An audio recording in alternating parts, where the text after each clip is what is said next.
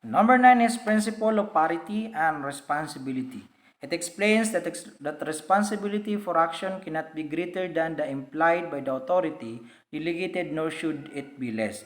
So, ang ibig sabihin nito is fair. Kung ano yung trabaho na ipapagawa sa iyo, yun lang dapat ang gawin mo. Huwag kang mag-i-exist, huwag kang mag-exceed, huwag mong susobrahan, huwag mo namang babawasan dahil it may resulted into misuse, negligence, uh, hindi tama yung ginawa mo. Kung kailangan, kung ano yung pinatrabaho sa iyo, doon ka lang mag-focus. Yun yung sinasabi natin. Okay, number 10 is authority level principles. Implies that decisions within the authority of the individual commander should be made by them and not be returned upward into the organizational structure. So, if for example, sa MPS, mayroon tayong chief of police.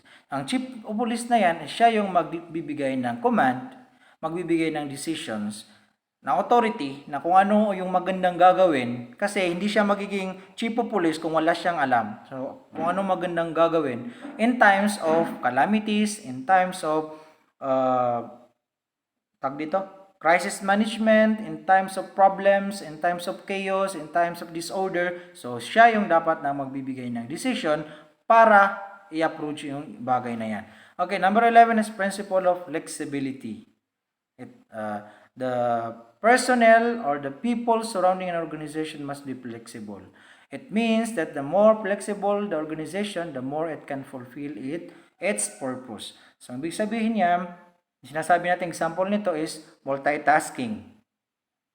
Yung halimbawa, nagkulang ng tao na kinakailangan isubmit ang isang bagay. So, kinakailangan within a short period of time, within a short time, within a span of time, sabi natin. So, kinakailangan magawa natin yan.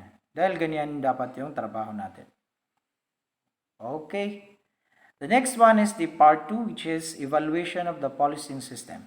Okay, ngayon, alam ko na, alam na natin to, pero kailangan nating i-review para malaman natin kung ano yung mga hindi natin matandaan at kung ano ang hindi pa natin alam. So, the letter A is the origin of the word police. So, in Greek word, which means government of the city, always take note of this word because in the board examination, parati itong lumalabas.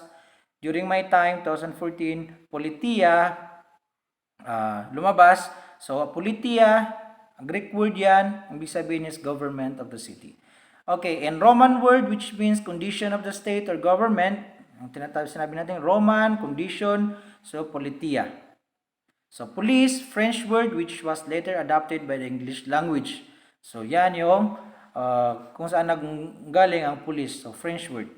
Letter B is the theories of police service. Mayroon tayong mga theories. Last sem na turo ko na rin ito. So, home rule theory. Dito sa home rule theory, policemen are regarded as servants of the community who rely for the efficiency of their functions upon the expressed needs of the people. Okay, many years ago, ang halaga ng policemen during this home rule theory is servant of the community. Hindi tayo person in authority. Kasi ang tawag sa kanila dyan is servant of the community. Kung saan nagre-rely yung function nila, yung kagandahan ng trabaho nila doon sa tulong ng mamamayan. So parang wala silang halaga that time. Policemen are civil servants whose key duty is the preservation of public peace and security. So, still ngayon, nag-evolve pa rin ito. Okay, ang pangalawang theory is continental theory. Policemen are regarded as state or servants of the higher authority. So, sila na naman dito sa theory na ito is servant ng higher authority. Sumusunod sila doon sa may matataas na ranggo sa government. The people who have no share or have neither little participation with the duties nor connection with the police organization. So yan, parang dati sa Continental, kung wala kang position sa government, wala kang kaya, wala kang may pagmamalaki. So, you hindi ka nasa-serve o hindi ka binibigyang pansin ng policemen. Okay. Letter C is the concepts of police service. Mayroon tayong old and modern concept.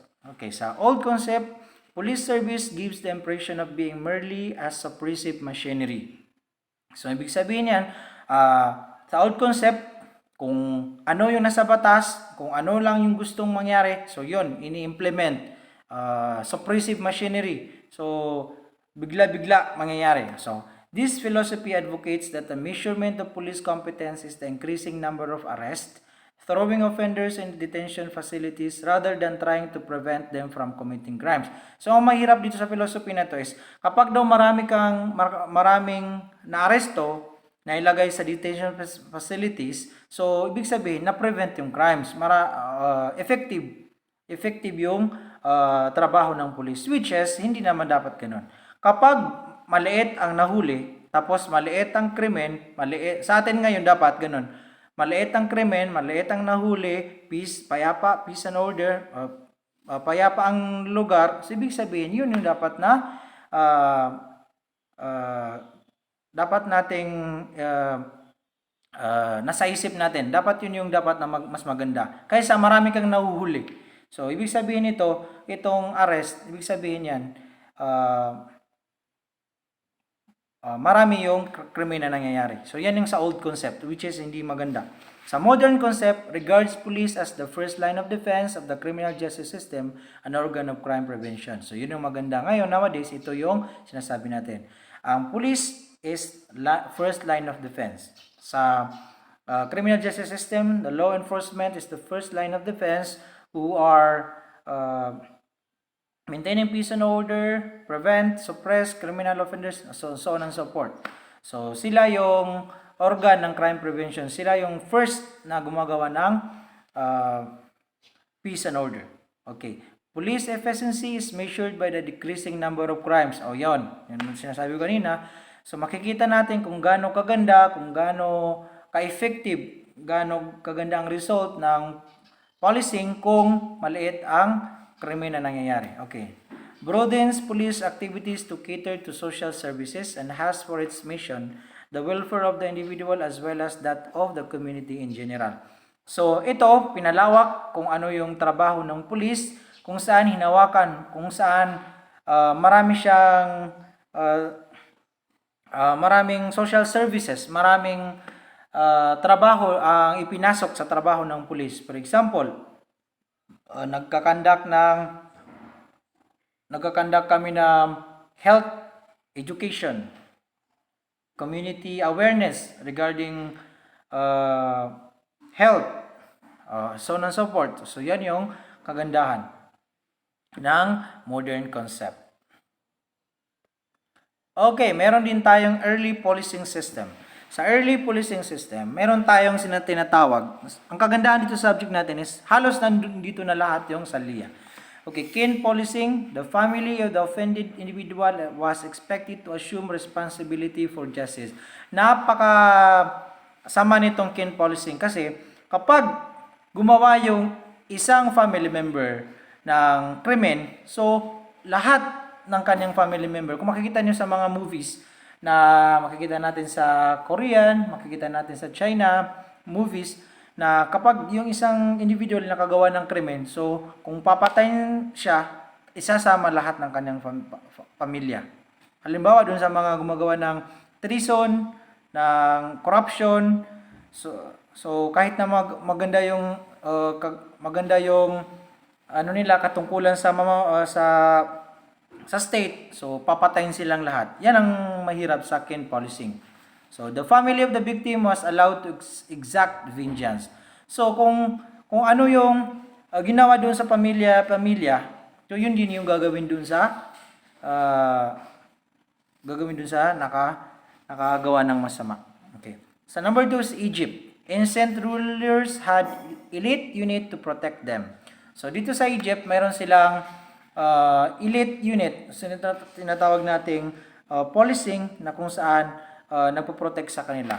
Created the Mages. Ang tawag dyan is Mages, a form of police force whose duties include guarding of the tombs and apprehending thieves. So, ang trabaho ng midges, always remember na nanggaling ito sa Egypt, is to guard the tombs, yung mga libing, yung mga libing ng kanilang mga ninuno, for example, at saka nag-aaresto ng mga magnanakaw. Introduce the use of dogs as guards and protectors. So, in Egypt, in ancient Egypt, sila yung kauna-unang gumamit ng dogs para maggwardya at saka maging protector sa kanilang lugar. So, number 3, meron tayong